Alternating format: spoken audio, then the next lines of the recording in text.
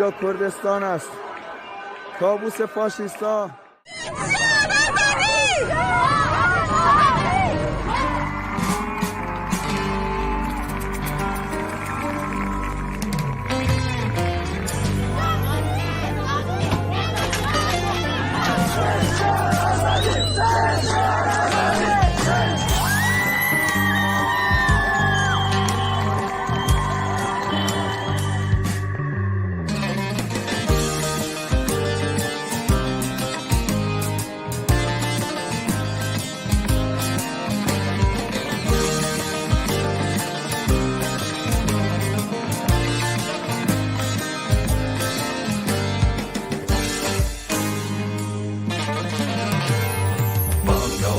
شورشێکە ئەی هەموو جیهان ڕێگە خۆشکەر بۆ خەباتی ئازادی ئینسان بانگەوازی شۆڕشێکە ئەی هەموو جیهان ڕێگە خۆشکەر بۆ خەباتی ئازادی ئینسان شۆڕشێکە بە پێشەنگی ژنانی نیشتەمان با مستۆگەر بێ سەربەستی و حورمەتی ژیان شۆڕشێکە بە پێشەنگی ژنانی نیشتەمان با مستۆگەر بێ سەربەستی و حورمەتی ژیان با مستۆگەر بێ سەربەستی و حورمەتی ژیان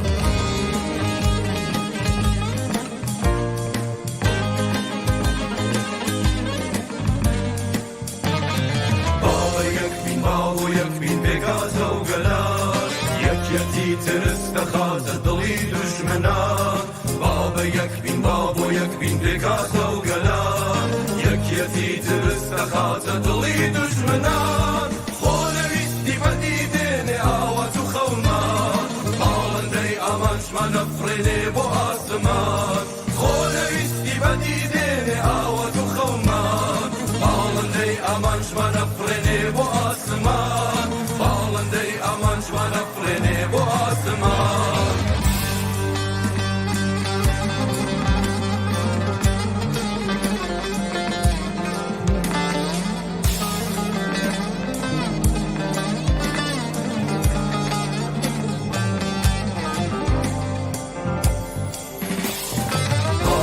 یەکسانی هەموو چین و توێژەکان پەیامی ئاشتی گەلان بۆ دایکی نیشتمان ئاواری یەکسانی هەموو چین و توێژەکان پەیامی ئاشتی گەلان بۆ دایکی نیشتمان بۆیە گشتمان یەک دەنگین و پڕ بە گەرومان شت ژیان ئازادی بۆ تەوێردی سەر زەمان بۆیە گشتمان یەک دەنگین و پڕ بە گەرومان شت ژیان ئازادی بۆ تەوێردی سەر زمان شت ژیان ئازادی بۆ تەڕەمزی بەرخودا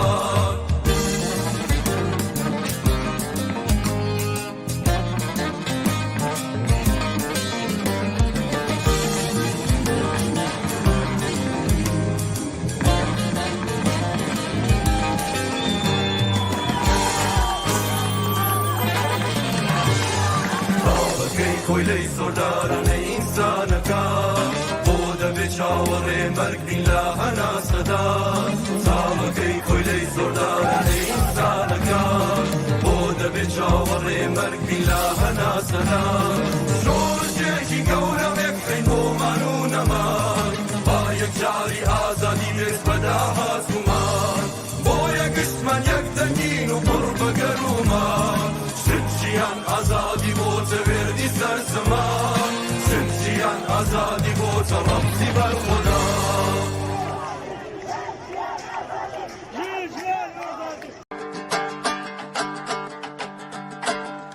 ژوڵەی کوردستانیە زوڵفی تۆڵانی ڕزگاریە ژینەی ژینستانیە ناوی تۆ ڕەمزی ئازادیە ئەورەز لە زۆڵ بەرداوایە سەرچۆپی شاروێرانی ئەوەی سەتەم ئاورەتێ بەرێ بۆ لە ژن و ژیان و ئازادی ئای لاجن خەڵی زاڵم دیمنی ئازادی بدێنم ئەوەی جەگەم هەموو لەمەتاوە و ساڕێژ دەکاتێنە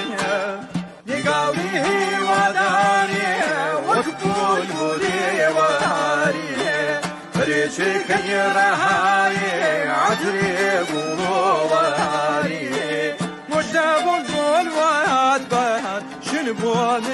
مربو زرمان هوادار برونك ذي ببين مجيني رزقار هاي لاشن خيولي ظالم دبنم ديمني شادي ايواي ستم عورتي بريبو لجن وجانو ازادي هاي لاشن خيولي ظالم دبنم ديمني شادي ايواي ستم عورتي بريبو لجن وجانو ازادي سڵاوتان لێبێت و بەرخۆدانتان باش خەڵکی خۆڕاگری شارەکانی ئێران و کوردستان خۆشحاڵم ئەمڕۆ هەینی 11 مانگی سەرماوەز لە خزمەتتانە ئەبم بۆ پێشکەشکردنی ڕووماڵی ڕاستەوخۆی ئاخەزێکی سەرتاسەری کە لە ئێران لە ئارادەیە. لە بەرنامەی ئەمڕۆماندا میوانداری بەڕێزان هاوڕێ جەمیلە ئازادی پێشمەرگەی دیرێن و چالاکی بواری ژنان و هاوڕێ وریا ئەحمەدی ئەنجامی کۆمیتەی ناوەندی کۆمەڵە دەبین. هیوادارین کە تا کۆتایی لەگەڵمان بن. هاوڕێیان بەڕێزان هاوڕێ جەمیلە و هاوڕێ وریا سڵاوتان لێبێت. سواس کە بەشدارن لەم بەرنامەیە. منیش سڵاو عەرزەکەم لە خزمەت ئێوە و هەموو ئەو بینندگانەیە کە لەم بەرنامەیە گوێگر و سەیری ئەم بەرنامە ئەکەن. سڵاو ڕێزم هەیە بۆ هەموو خانەوادەی گیانبەخت کردووان لە هەوڵی ئینقلاب هەتا ئیسێ کە لە ڕێگەی ئازادیە گیانیان بەخت کردووە بە تایبەت ئەم ئاخێزەی ئەخیری خەڵکی ئێران و کوردستان بەگشتی. زۆر سپاس. هاوڕێ وریا زۆر ڕێز سڵاو هەیە بۆ هەمووتان بۆ بینەرانی خۆشەویست و هەروەها بۆ هاوڕێ جەمیلە کە لەم بەرنامە بەیەکەوە بەشداری. زۆر سپاس. زۆر سپاس. هاوڕێ وریا پێم خۆشە پرسیارەکانم لە ئێوە دەست پێ بکەم. هەر وەکو ئاگادارە ناڕازایەتیەکان بەرزەوامە لە بەلوچستان ئەمڕۆ وەکو ناوی نراوە جمعەیە خوونین بازم خەڵک هاتنە سەر شەقام و ناڕزایەتیان دەربڕی. ئێوە پێمان بڵێن ئاخرین هەواڵ و ڕووزاوەکان سەبارەت بە ئاخێزی سەرتاسەری کە لە ئێراندا لە ئارادایە چییە و بەرەو کۆی ئەڕوات؟ من وەکو هەواڵ بێژم مەسەڵەن لە بەلوچستان ئیمڕۆ چی بوو لە کوردستان چی بوو پێم وابێ ئەوە ئیسە خەڵک بەواقعان بینەرانی خۆشەویستیش خۆیان ئەزانن بەحسەکە ئەوەیە بۆ من کە ئەم تەوازن خوا بەکوێ گەیشتووە. یعنی ئەم ئاخێزە جەماوەریە چ پلهایەکی ڕەت کردووە لەکوێ ئێستا وێستاوە و هەروەها دوشمنەکەیان لەکوێ وێستاون. بەخێر لە بەلوچستان و لە کوردستان بە تۆر واقعی بەرامبەرکیکی ئەم لا ئەولاد دروست بووە. لە سەتحی ئێرانە لە ناو کرێکارانە لە ناو خیابانەکانە لە ناو مترۆوە ئمە شوێن نییە نەببێت بە جێگەی ئاعتراز. تایسە من لە هیچ شوێنێک دنیا نەمدیە خەڵک لە ناو قەتارە گەرەگیان بڕۆنەوە بۆ ماڵ بەڵام قەتارەکە بکەن بە تەزاورە. بەرحاڵ ئەو جە و فەزای کە دروست بووە و ئەو جە و فەزای کە فعالین دروستیان کردووە بە حقیقەت فەزایکی ڕەوانی ترس و وحشەتی گەورەی خستوودە سەر نیروەکان ڕژیم جمهوری ئیسلامی. ئەو واقعیەتە ئێمڕۆ لەگەڵ یا ڕوبەڕووی کە جمهوری ئیسلامی خەریکە پەلە قاژاکە. جمهوری ئیسلامی کۆنترۆڵی بەسەر ئەوزاعەکان نییە. هەر ڕۆژێک تێت ئارامشی کەمتر بێتەوە. ئیسە مەسەڵەن دیتان ماوەیەکی زۆر ئەسڵەن باسی ناکرد کە کەسانێک لەوانێک کوژریاگەن وەلە ئیسە مەسەڵەن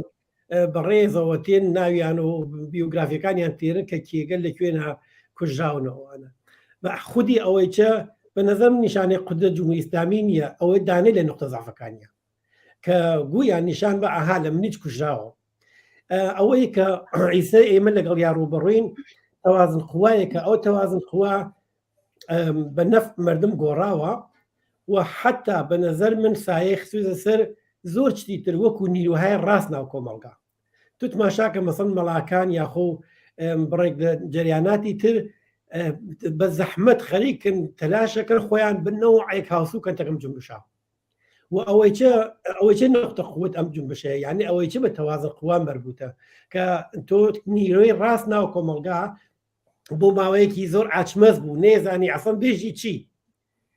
چۆن قەت عەڵەمکە چۆن مۆزوع بگرێت ئەگەر خۆی هاوسووەکە لەگەڵ یادەی لەگەڵ ئەفکار و بۆچوونەکانی یا دنیایەکە بۆ خۆی تەسەوریەکانە داهاتوە نایێتەوە ئەگەر خۆی هاسوو ناکات لەگەڵ یا خەریکن حیایانەچێت لە نەتیجە ئەم تەوازن قوای کە ئێستا دروست بووە بە نظر من زۆر بەرەو پێشە و زۆر تەواناس و زۆر ئومید بەخشە. بەڵێ زۆر سپاس. هاوڕێ جەمیلە، ڕۆڵ و پێشەنگایەتی ژنان چۆن دەبینن لەم ناڕزایەتی؟ هەروەکو ئاگادارن ژنان ڕێکخەر و پێشەنگی ناڕزایەتیەکانن،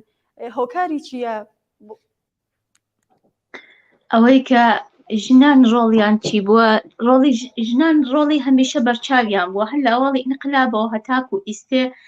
ژن هەمیشە بەشدار بوون لە تەزاوراتەکانە، لە ئەحسابەکانە، حتا ئێمە زۆر ژنمان زیندانی و ئەعدام کراون لەو بوارەیە.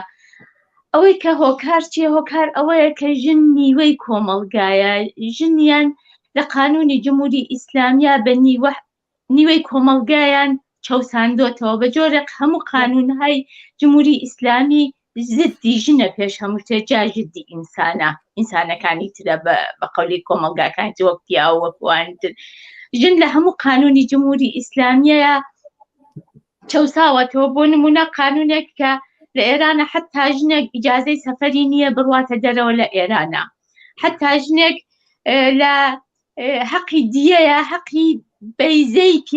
معزەرەتمە یە قساکەم بەیزەی پیاوێکی هەیە لە دیەیە، حتا لە دابەشکردنی ئرسی خانەوادەیە نیوەی پیاوی بەرەکەی، حتا لە شەهادەتە بە دوو ژن بە شاهیدی حسابن لە قانونی ئیسلامی ئێرانە.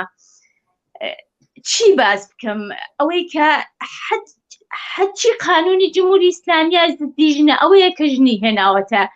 مەیدانەوانێ، بە هەموو جۆر زوڵم لە ژن کراوە، حتا لە مەسەلەی کارە، حتا لە تۆ لە شوێنی کارە، جیا لە قانونەکانی جمهوری ئیسلامی کە ژنی بە هەموو معنایەک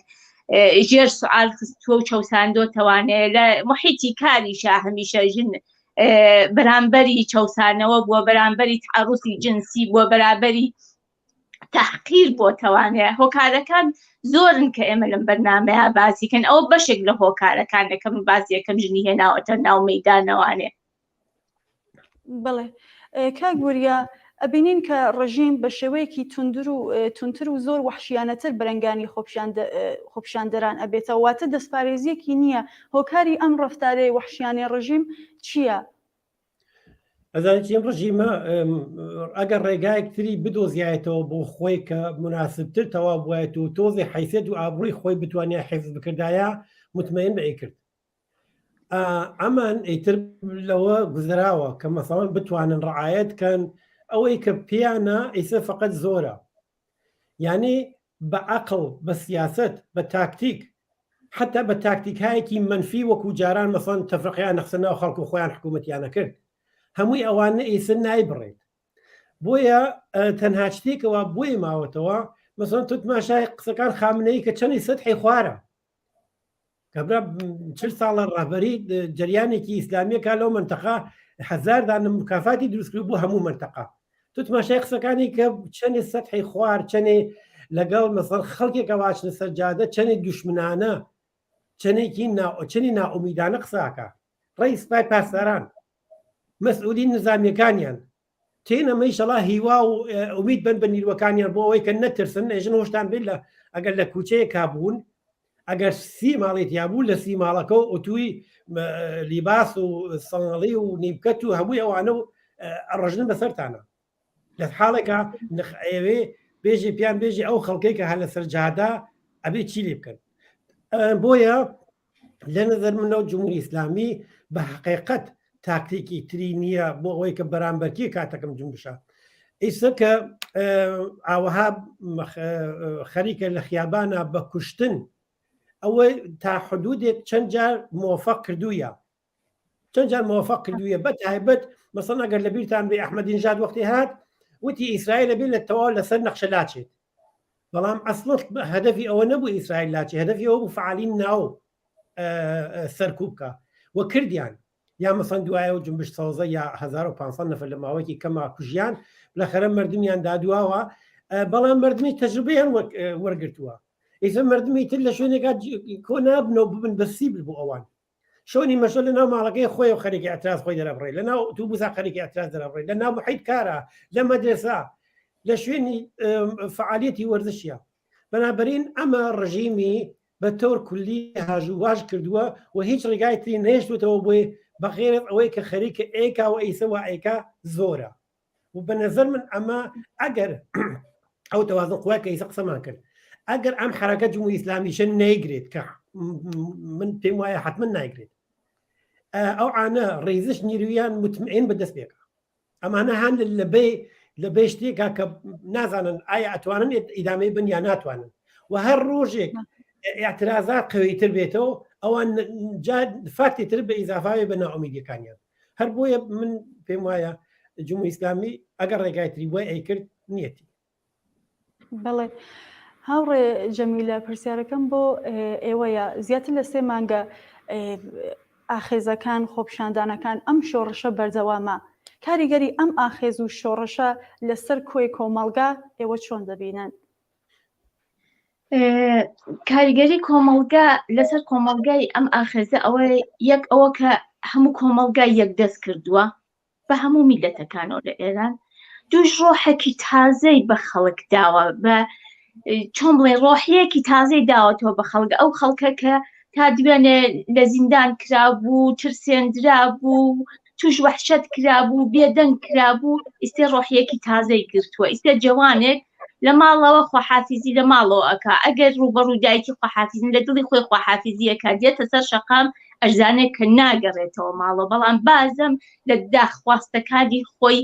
نایەتە دواوانێ بۆ کە ئایندەیەکی باش بۆ گەنجەکانی تر دابین بکە تینووی ئازادیە تینووی ئەوەیە کە ئەو حقوقوقە کە لێی زەوت کراوە بە دەستی بێنێ ئەوەیە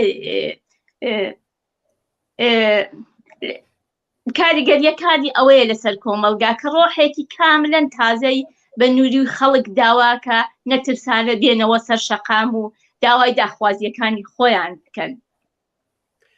بەڵێ هەوڕێ وریە ڕژیم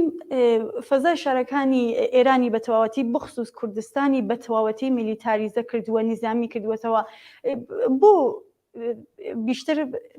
تەمارکۆزیشی لەسەر کوردستان بووە ئەم ڕەفتارە ڕژیم لە چیەوە سەرچاواگرێ بۆ کوردستان؟ من پێشتر حەزەکەم چەند جمڵەی لەسەر ئەوە بەحسەی کە هاوڕێ جەمیلە کردی ئەوە جا لە بیرم چوو لەسەر ژنان ئیزافێ بکەم ئەویش ئەوەیە باشە کە کۆمەلگای ئێمە بە حەقیقەت ژنانی کۆمەلگای ئێمە زۆر ستەمیان دیوە زۆر زڵمیان لێکراوە بەڵام چونکو ژنان زۆر قەوین و زۆر ئەگەر سیاست بکەن بەڕاستی زۆر جاافتادە و فکر لێکراو ئەیکەن ئەبینی مەسەڵەن بۆ یەکم جار ئێمە لە دوای مەسەڵەن هێن بلوک شەرقە و بۆ ئەوڵین جار جنبشێک تازەمان هەیە کە ژنان هەان لە سەد ڕەهبەریەکەیە و بە نەزەر من ئەوە مهمتر ئەوەیە کە خودی ژنان هیچ دعایکیان نییە ئەوە پیاوانن ئێژن تۆ ڕەهبەری یا تۆ لە ڕەهبەریە ئابێ ببیت ئەمە شتێکی زۆر تازەیە ئەمە حتا لە سەد دنیا ئێمە زۆر کەممان هەیە کە پیاوان بڕۆن ناو خیابان بێژن ڕەهبەری ئێمە مەسەڵەن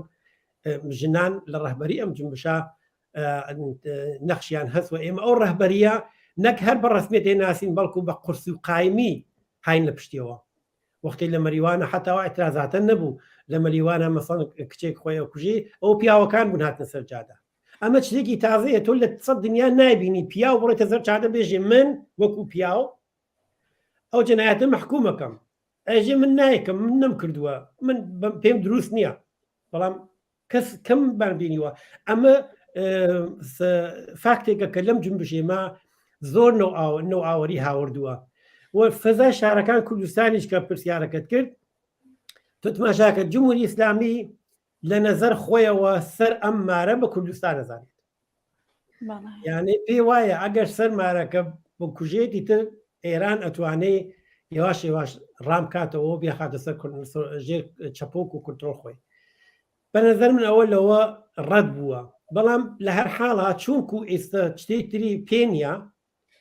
و پێی وایە کوردستان عامل ئەسڵی ئەمنە ئارامیەک لە ئێرانە و کوردستان بوو بە بەعیسەوەی کە ئەو کەوێتە خەتەر خب زار چاوی لێگرێت بە حاڵ ئەو شتێکە پێی بکرێت ئەیکات جا بۆیە زۆر ئاگاهانەیش تەلاشەکە بەم شێوە کوردستان جیاب کاتەوە لە باقی شوێنەکان تری ئێران تماشاك ئەگەر بەلوچستان کەیتە مناتقی جەنگی ئەگەر کوردستان کەیتە مناتقی جەنگی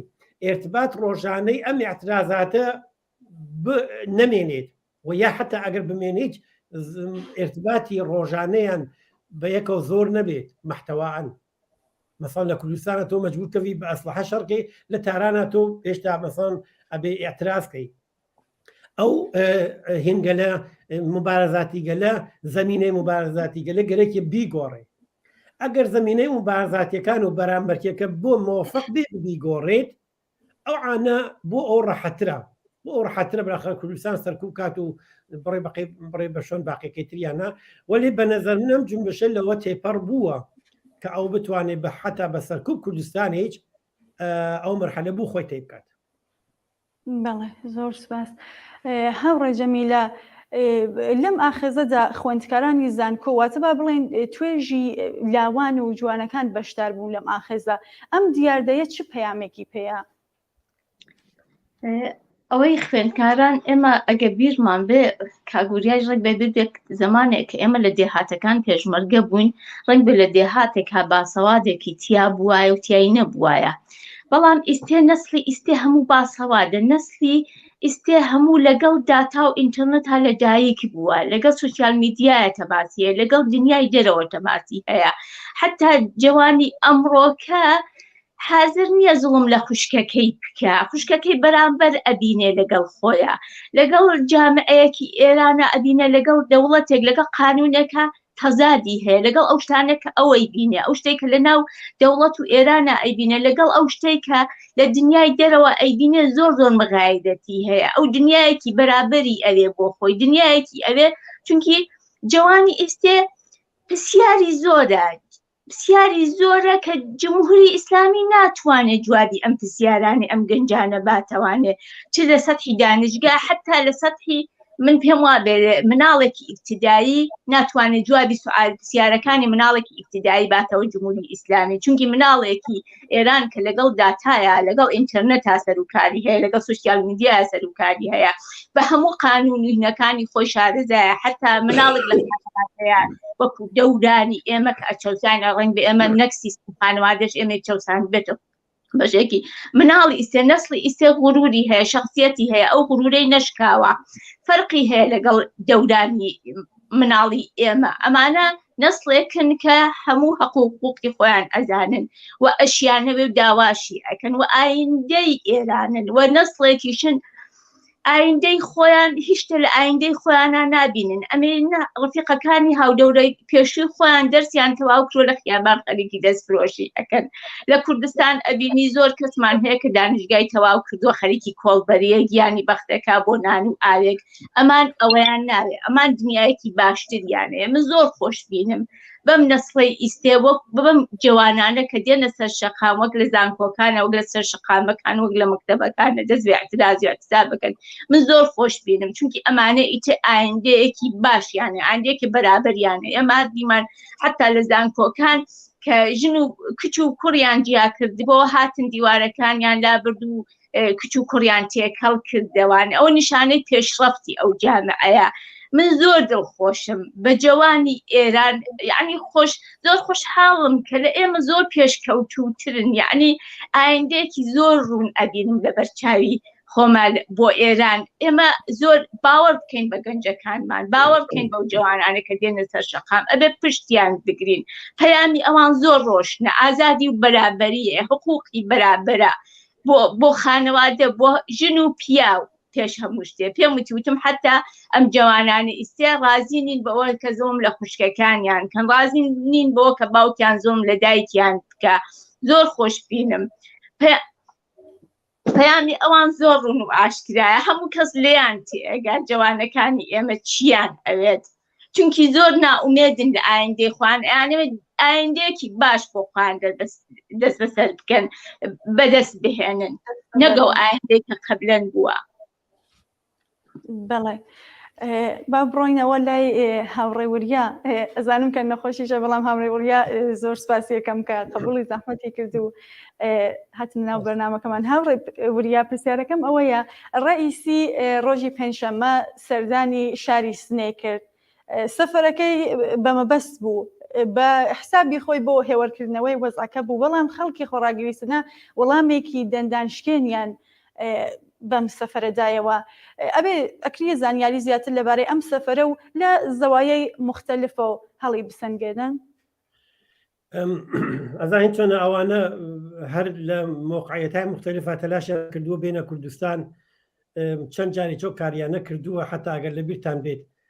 کاتی خۆی لە چین و لیباس کوردیان سفارەشەدا بۆ نیروەکان خۆیان بۆ ئەوە نیشانی بدەن مەسەڵەن نیرویان کۆ کردوێتەوە. بە هەر حاڵ ئەم سەفەرەی ڕئیسی حقیقەتی خۆی شەرماوەرترین حاڵەتیە، لەبەرچی لەبەرەوە خۆیشی زۆر باشە زانێت تێ بۆ شارێک کە لێوێ بە دەستوری ئەو حداقل لە مەحەلان نییە، هیچ مەحەلەیەکی شاری سنە نییە کە چەندین کەس بە حکم و ئیمزای ئەو کابرا ئیعدام نەکرابێت. یعنی بە چ ڕوویەکە تێت بۆ کوردستان، جگەلەوەی کە خەڵکی شاری سنە زۆر سەربەردانە نیشانیاندا ئەو کیە و بەرحاڵ نەچوونە ناو تەرحەی کە ئەوەندایان نابوو بۆیان، بەڵام خودی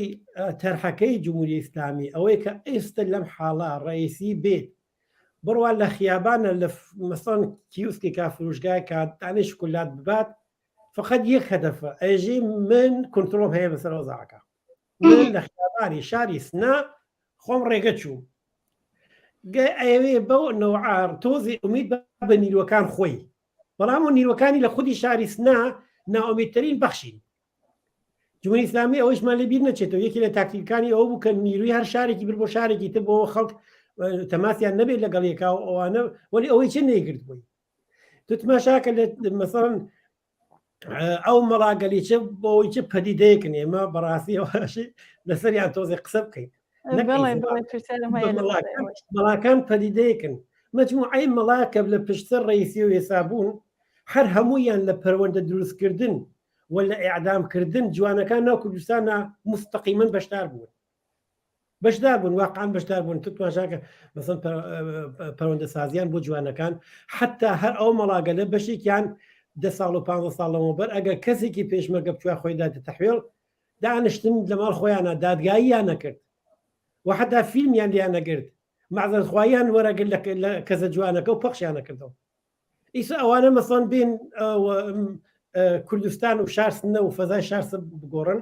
ئەوە ناکردی بۆ جمهوری ئیسلامی. یعنی خودی ئەوەی چه نیشانەدا کە حکوومەتێکی زلهێز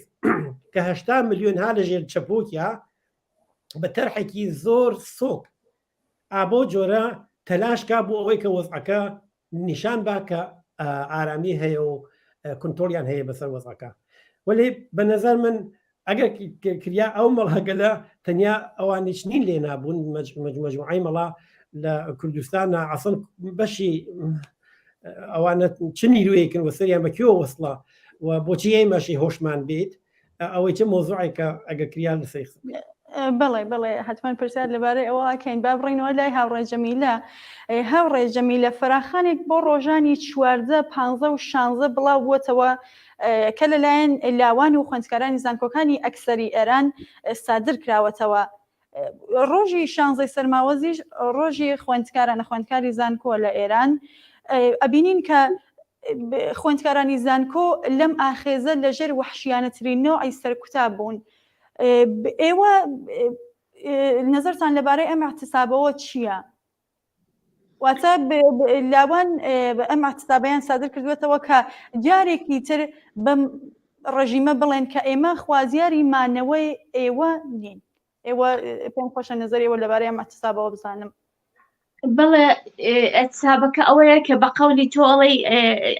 ڕیان گەیاندووە گەنجان و خوێندکاران کە دووبارە بە جمهوری ئیسلامی بڵێن کە ئێمە خاهەنی مانەوەی ئێوە نین و داواکارن لە خەڵک ئەبێت پشتیوانی ئەم ئەتسابە بن. من هەر لێرەوە بە هەموو ژنان پیاوان گەنجان بە هەمویان ئەڵەم کە ئەبێ فعال بن لەم ئەتسابانەیە لە هەموو شارەکان، نەک بەس کوردستان، چونکی بە تەنیا کوردستان نابێ، ئەبێ هەموو شارەکان هەموو ئوستانەکان بێنە پشتەم ئەتسابەوە یەکجار بە یەک دەنگ جمهوری ئیسلامی وەلا بنێن. چونکی جمهوری ئیسلامی ئەگەر لەم کوشتن و سەرکوتەیە سەر بکەوێ سبحینێ بەسەر خوێنی جوانەکانی ئێمەیە ئەڕوا ئێمە بە یەکجار دیارە شۆڕش خوێنی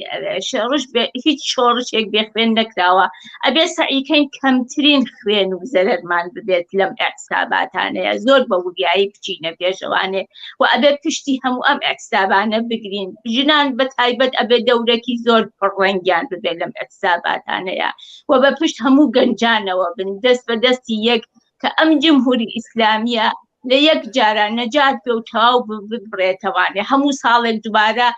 هەمان کاس و هەمان کاشە نەبێ هەر جوانەکانمان بڕوا و جمهوری ئیسلامی لەسەر کار بێ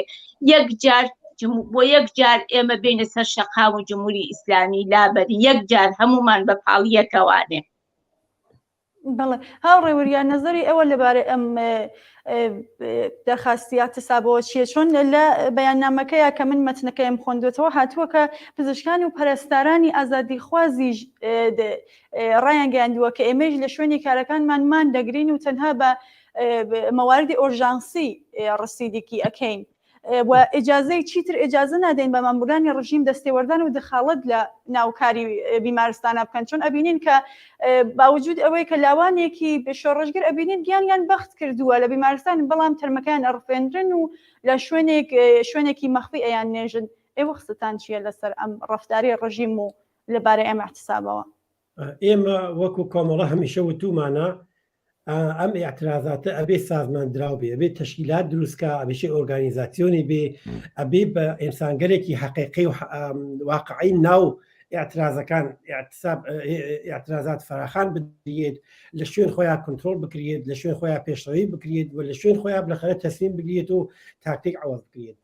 ئەمە دانەی لەوانەیە کە بە نەزەر من وەکو ئارزوەکان ئێمە خەریکە دێتە دی تۆ هەر تەشەکوڵێکیش بێت تەشەکوڵی گەورە بێچکۆلە بێ مادام ئەو جورعەتە با بخۆی بێژێ من قەد عەدەمکە بێژێ من فلان ڕۆژەچمە سەر جادە بم بوونەوە و هەموو کەسێکم ناسی چ نیرۆکان جمهوری ئیسلامی چ خەڵک ئەتوانن حدود سقوورەکەی چم بناسن ئەمە تەوازن قوایەکە کە ئێمە پێشتر نەمان بوو بە ئیزافەی خود ئاگاهی کە لەم حرەکەتا بەدەستمان هاوردووە ئەو خوداگاهیە زۆر زەروریە کە ئێمە تەشەکوڵمان بێت و تەشەکوڵەکانمان بتوانن بەز ناو خۆیانەوە قسە بکەن یەکی لە دەستاوەردەکانێکە کە تایسە ئێمە ئەتوانین وەکو دەستاوەردە حرەکەتە تماشاکەین یەک جملە حەزم کرد لەسەر ڕئیسی ئەگە بکرێت لەبیرم چوو بێژم ڕئیسی ئەو کەسەی وا چوو بوو دوکانەکەی شرینیکی داپێ ئەنێ تۆ تماشا تەوازن قواکە بکەی ئایا واقعان ڕئیسی کە چووە ئەو کابرا ڕەحەت دەتوانێت چی بوو دوکانەکەی بێتەوە یعنی بەنەزەر من ڕئیسی ناتوانێت ئەو بپارێزێ یعنی وەزیەت ڕئیسی ئەوە نییە ئەو کەسا ئەیتر بەبێ هیچ مشکڵێک بۆ خۆی بڕێ بوو دوکانەکەی بڕێتەوە بۆ ماڵ و لەگەڵ ڕئیسی چامەسن نمایشی کاوای دانیاوێت بۆ بوونەوە زۆر هێن بوو بەنەزەر من زۆر جێگای سەرنج بوو کە چ نقطە زعفێکی گەورە لە خۆی نیشانەدا ڕئیسی. بەڵێ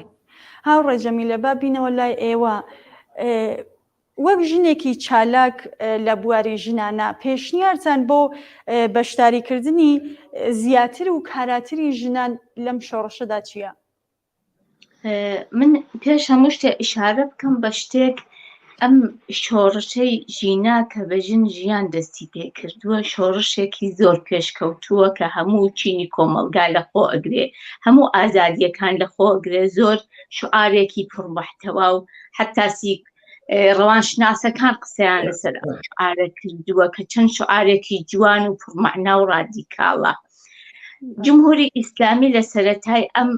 دەستپێکردنی ئەم شعارە و ئەو ئاخێزەوانێ زۆر ویستی ئەم شعارە بەلاڕێیا بەرێ بە زیادکردنی مەردنی هەن ئابادی ویستی ئەم شعارە خونسا بکاتەوە حتا سەڵتەنە تەڵەبەکانیش ئەم شعارە ئیسێ ئەڵێنەوە لە پەنای شعاری ژنیان ئازادی مەبنی هەن ئابادی ئەڵێنەوە بۆ خونساکردنەوەی ئەم شعارە چونکی باوەڕیان ئەوانیش خۆ بە مەسەلەی ژنان نیە ئەسڵەن حتا لە کوردستانیش ئێمە دیمان مەلاکان بڕێک لە بڕێ شوێن هاتنە سەر قەبران و شعاری ئەڵڵاه وەکبەریاندا لە زۆر شوێنش ئیجازەیان پێ نەدرا بۆ جۆرێ حتا هاتن بڕێ بەیاننامە وەکو فەراخانی ڕفراندۆمیان خستە کارەوانێ بۆ خانە نشینکردنی خەڵک دووبارە و بەلاڕێدا بە جۆرێکی تر بەلاڕێدا بردننی ئەم شۆڕشە کە شۆڕشی ژنجیان ئازادیەکە دژی هەموو کۆنەپەرستی و دواکەوتوویەکە بە هەموو دینەکانەوە کە چێ سوننە بێت چ شیعە بێت ئەمەیان کرد. ژنان زۆر وریابن کە ئەم شۆڕشەیان بەلاڕێدا نەبردرێ، شوعاری ژنجیان ئازادی نەهێڵن هیچ شوعارێکی تر کە ئەو شوعارە کەم ڕەنگ بکاتەوانێ بە دوایە بدرێتەوە زۆر بە وریایی ئەم کارە بکرێژنان. دووە منی ژن لە پراکەندەگیا بێتە دەرخۆی ڕێک بخا لەگەڵ احتسابەکانە، لەگەڵ هەموو احتسابانی کە لە ئێران ناکرێت، لەگەڵ ئنجوەکانە خۆی ڕێک بخات. ئەلەوەیە ئەتوانێت زۆر کۆمەکی ئەم شۆڕشە بێ لە خۆڕێک خستنا زۆر مهمە ژن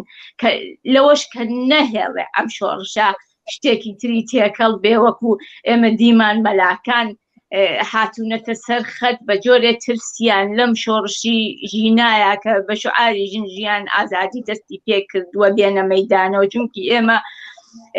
مەلاکانمان دیوە، دینی ئیسلاممان دیوە، چ بە شیعە و چ بە سوننە. شیعەکە لە ئێران حاکمیەتی بووە، سوننەکە لە ئەفغانستان حاکمیەتی بووە، بڕێ لە مەلاکانی سوننەکە لە کوردستانی باشوورە کە ڕۆژ نییە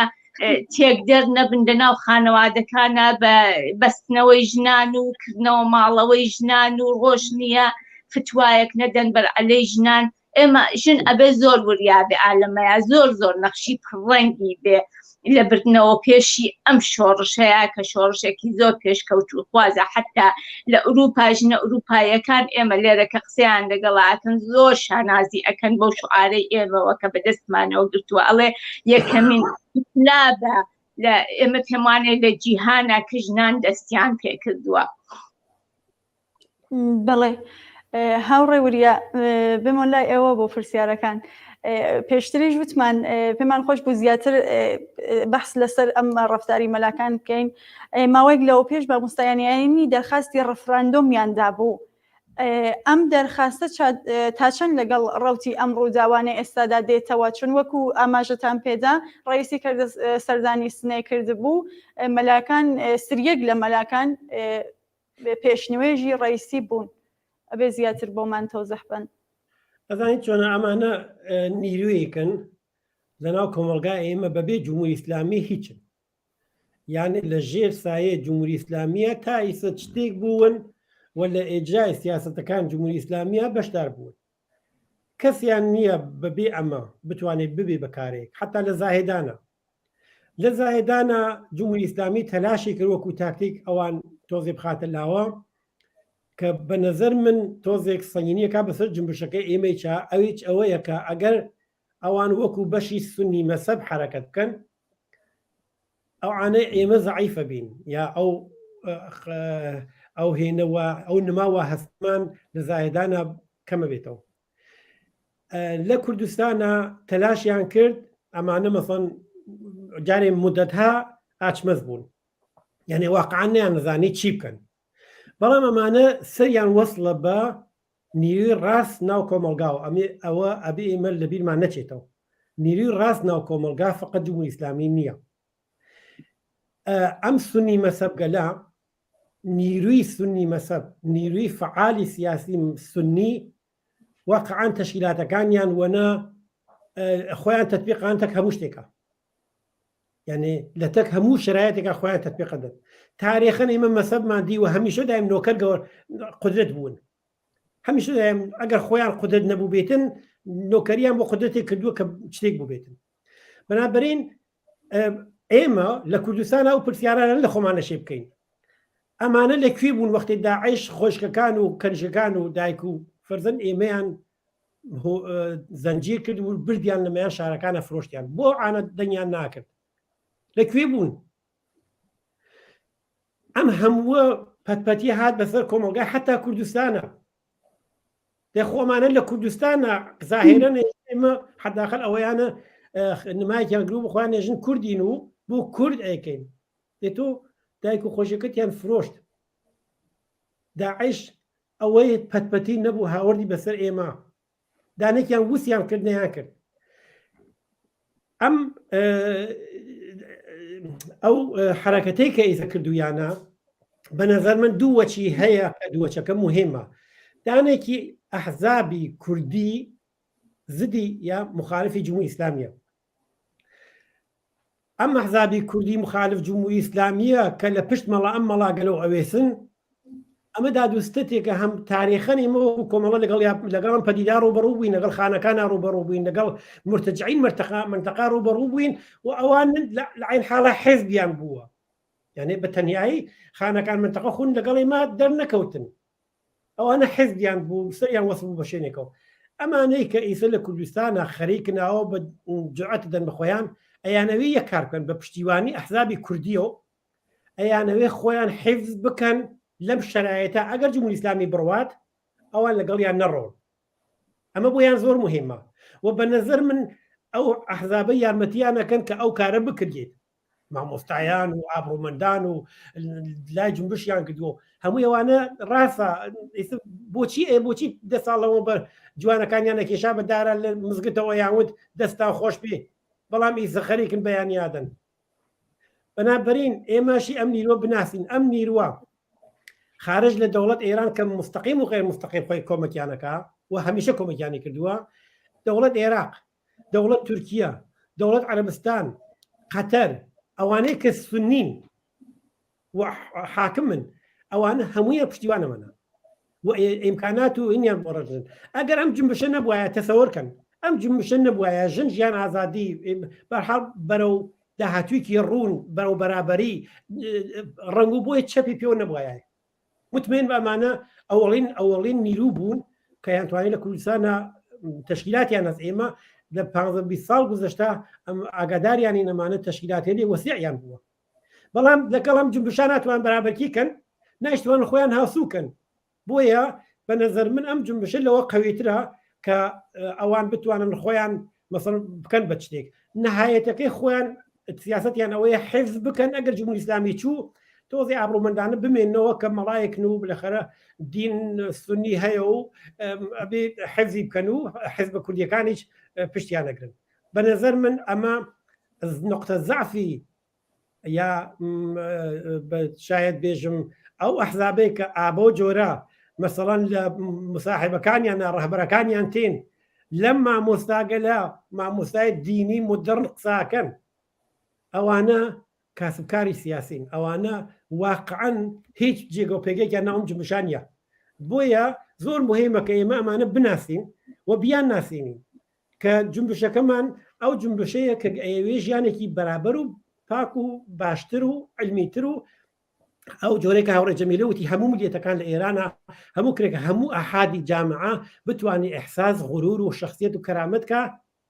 دەی چۆن نەتوانین بیکەین. بۆ ئەیسە هەر لەیسە دەست بەکارین ئەژین ئەو شتێکە وا خەریکینەکەین ئەبێ حفزی بکەین، تەشکیلاتی بۆ دروستکەین و ئەو شتانێکە هێشتا ماومانە بەرەو ئیجراکەی بڕۆین کە نهایەتەن بە لابردن جمهوری ئیسلامی ولا لە هەمووی مهمتریج بە هاوردن ئەو بە ئیجرای ئەو شعارگەرەی کە ئێستا هەر لەسەر زار جوانەکان ناو کۆمەلگامان هەیە. من مطمئنم ئەوانە دنیاکی زۆر زۆر ئینسانی تر و خۆشترە بێ و مطمئن بە لە سەطحی دنیا پشتیبانێکی یەکجار گەورەی لێکرێت. بەڵێ هاوڕێ جەمیلە پێم خۆش بۆ ئەم پرسیارە لە ئێوەیش بکەم هەمان پرسیاری کاگوریە نظرتان لەبارەی ئەم ڕەفتارەی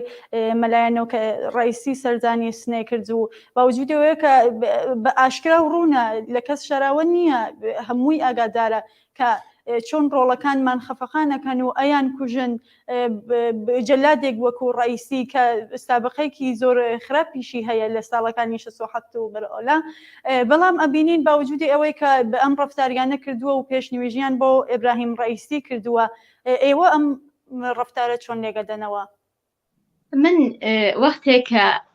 بڕە لە ئەحزابە بە قەولە ڕاستەکان دیفاعیان لە مەلاکان کرد و گوتیان مەلاکان بە قەولە پشتیوانی ئەم شۆڕشەیان کردووە، هەر پێکەنینیشم پێی نەهات ئەبەوە، هەر پێکەنینیشم پێی نەهات، چونکی ئەو پەیامەی کە مەلاکان هاتبوون باسی ڕەفراندۆمیان نەکرد، ئەگە مەلاکان ڕاستیان نەکرد با ئەباوجلەکانیاندا بکەندایە بە هاتناتە ناو شۆڕشەوانێ شان بە شانی ژن و کوڕەکانیان شعاری ژن ژیان ئازادیان بدایەتەوە ئەو وەختێ من باوەڕم پێکردن ئەگەر مەلاکان بەهاتنایە لە کوشتنی ژینایە ئەعترازیان بکردایە هەڵوێستیان بنواندایە بەرامبەر بە کوشتنی ژینا من ئەو وەختێ باوەڕم پێکردن ئەگەر مەلاکان بەهاتنایە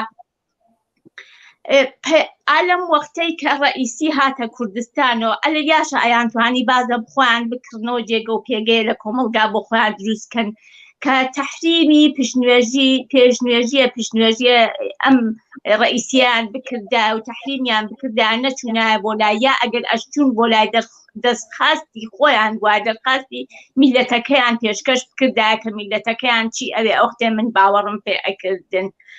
ڕئیسیش هاتنی بۆ کوردستان دوو دانەشت بوو یەک ئەوە دووبارە واوانمود کاکە کوردستان ئارامە و هیچ شتێک لە مەیدانا نییە دووش پێم وابوو من پلانێکە کە لە کوردستان ئەیانەوەی دووبارە بیکەنەوە بە گۆمی خوێن و خەبەڵام خۆشبەختانە خەڵکی سنە زۆر وشیار بوون لە وەختەیە هیچیان نەکرد هیچ ئەترازێکیان نەکرد بۆەوە کە ئەو پلانەی دەوڵەت خونسا بکەنەوە بە جۆرێ چونکی دوو پەیام بوو یەک ئەوە کە نۆرماڵ هەموو شتێک بنوێنن کە لە کوردستان هەموو شتێ عادیە و نۆرماڵە دووش ئەوە کە دووبارە کوردستان بکەنەوە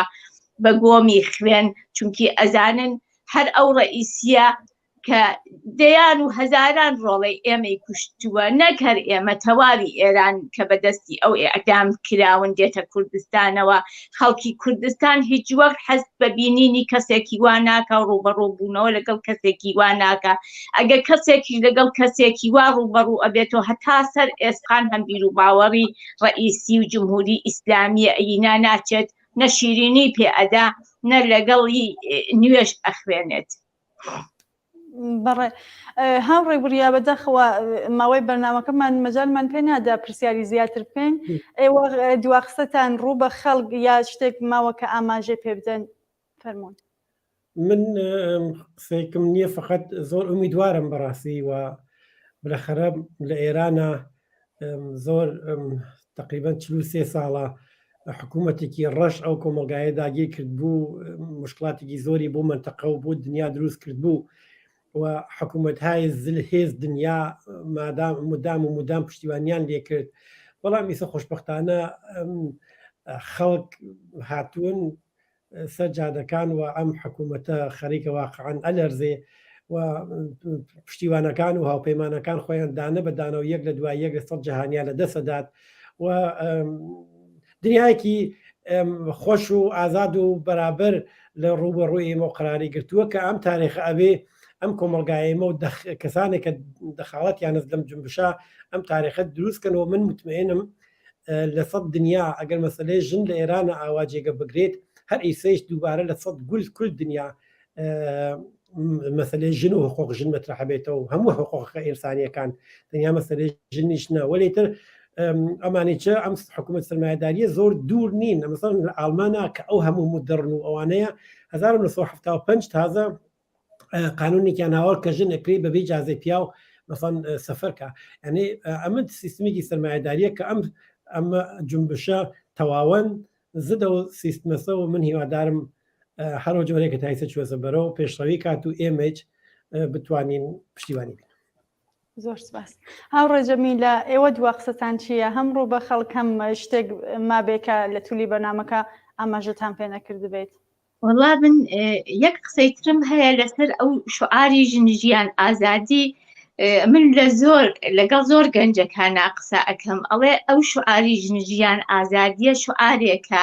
کە وەختێ پیا و گوێی دێ ئەبێ پێش هەموو شتێ دایکی بیرەکەوێتەوە ئەمجا دوای دایک خوشکی بیرەکەوێتەوە دوای خوشک هاوسەرەکەی بیرەکەوێتەوانێ شعارێکە ئەو نەپڕمەعنایە پیا و ناتوانێت لە بەرابەریا خۆی بگرێت و هاوس و هاوسۆز و هاودەنگ نەبێت لەگەڵ ئەم شعارەیە فقط داوام ئەوەیە ژنان نەهێڵن ئەم شعارە بەلاڕێدا ببرێ ئەم شعارە کەمڕەنگ بکرێتەوانێ بە قەولی کاگوریاوتی منی زۆر خۆشببینم بە ئایندەی ئێران بەڵام ئەوەش بڵم مبارزە هەر ئیدامەی هەیە جمهوری ئیسلامیش بڕوا بازم مبارزە هەر ئیدامە هەیە لە هەر شوێنێ زوڵم ببێ مبارزە هەر ئیدامەی هەیە لەوە تا کورەی زەمین دروست بووە کە زوڵم دروست بووە مبارزە هەر هەیە و هەر ئیدامەشی ئەبێت. بەڵێ زۆر سپاس بۆ بەشداریتان هاوڕێ جەمیلەی ئازادی پێشمەرگەی دیرین و چالاکی بواری ژنان و هاوڕێ وریا ئەحمەدی ئارەنان ئەندامی کۆمیتەی ناوەندی کۆمەڵە. زۆر سپاس بۆ بەشداریتان. زۆر سپاستانەکەم ماندوو نەبن دەستان خۆش بێت. زۆر سپاس. زۆر سپاس بۆیەوە. زۆر سپاس. بەڵێ ئازیزان و بینەرانی خۆشەویست بەم شێوەیە هاتینە کۆتایی بەرنامەی ڕاستەوخۆی ئەم شۆمان کە ڕۆماڵی ڕاستەوخۆی ڕووداوەکانی ئاخێزێکی سەرتاسەری بوو کە لە ئێران لارەدایە بە هیوای سەرکەوتن مامەوە.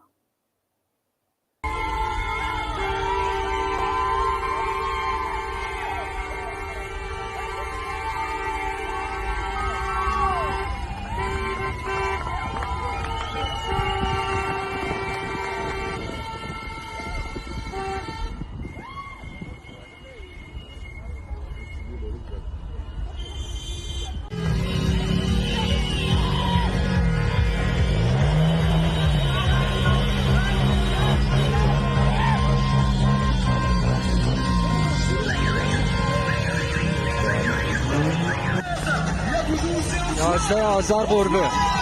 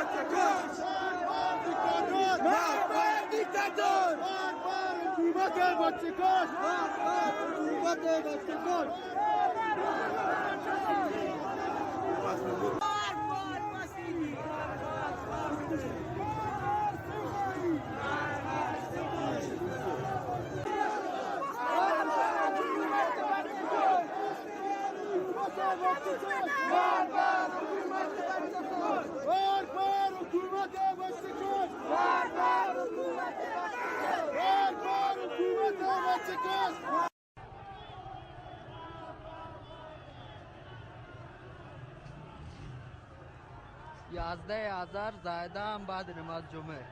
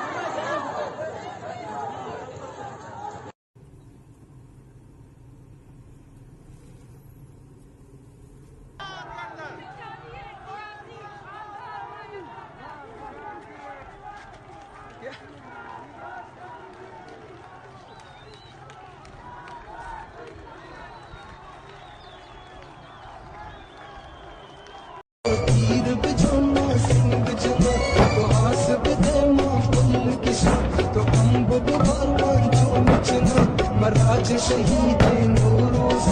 مزار شهید شهباز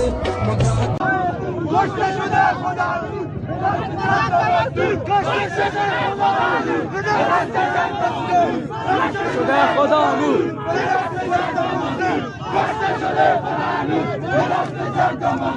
کشته شده خدا نور به دست چند تا مزدور کشته شده خدا نور به دست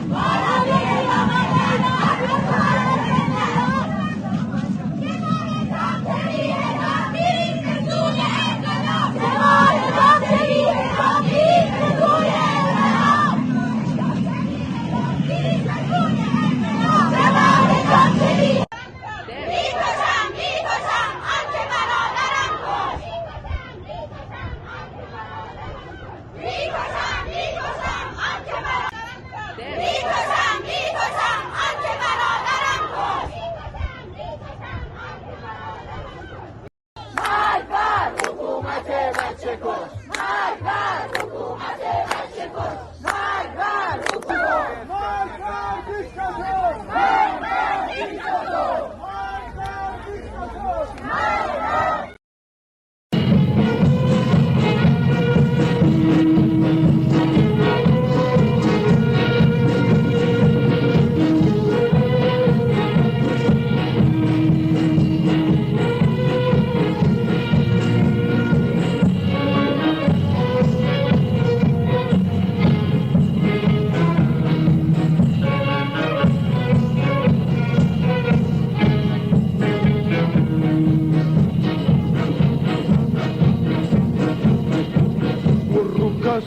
سرگردانی دستم و اشکی گریانیم والركاس سرگردانی دستم و اشکی گریانیم هرچند به آزار تدریم سر بده و بوم نفسی و سر بده و بوم نفسی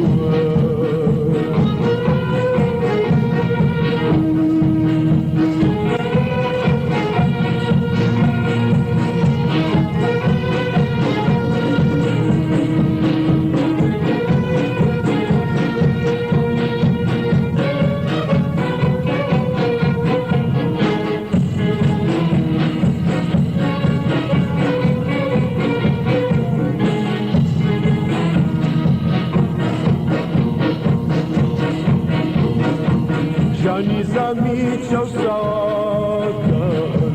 خمون ناڵی داماوەکە